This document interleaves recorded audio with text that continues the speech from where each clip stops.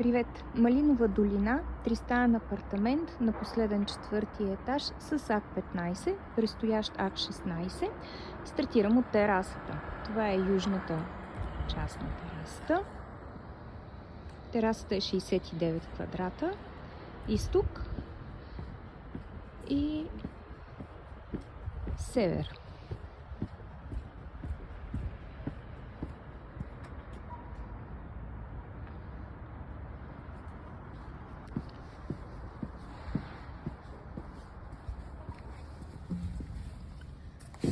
Хол с трапезария и кухненска част. Тук е кухненската част. Тук спокойно може да се ситуира островче. На газ е предвидено отоплението. И цялото това пространство е хол. Входа на жилището е от тук. Тази врата води към родителската стая с много прилични размери.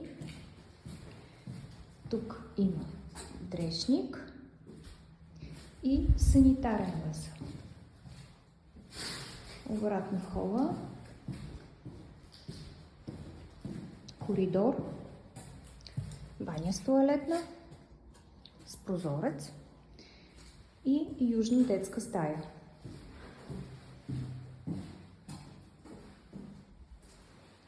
Ще ви покажа на видеото и малка част от общите части. Работещ асансьор. Ето ги и общите части.